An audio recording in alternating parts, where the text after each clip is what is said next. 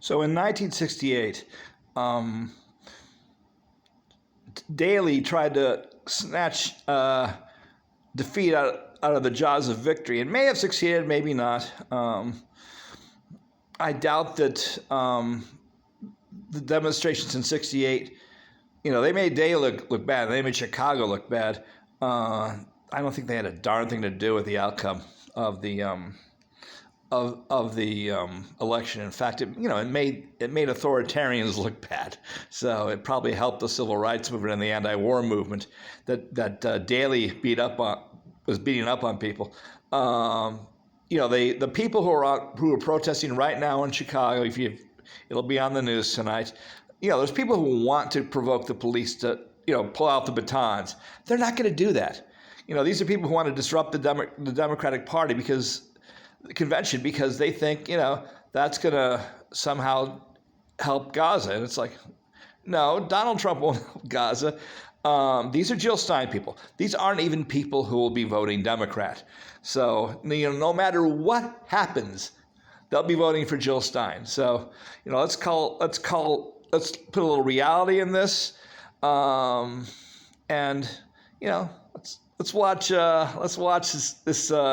this convention rather than watching the stupidity of. And I am a secular Catholic of Jewish descent who does not like Bibi Netanyahu in any way at all. I know this is a settler thing. It's disproportionate. It's not a just war, and it's Bibi's last hurrah because he's not going to survive the next election, and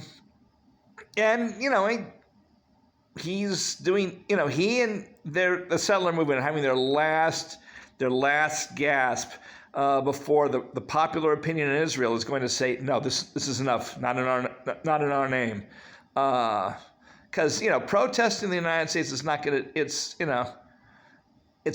people's right to do it, but it's not going to change things. Israel's going to change things. People reaching across to say this war is abhorrent and disproportional, that will change things. Threatening to give this election to Donald Trump, it's not going to change things. Jill Stein's not that popular. She's not going to ride the little protests in D.C. and Chicago to a wave of victory against both Harris and Trump. So, yeah, the anti-war movement did something in the 60s and 70s.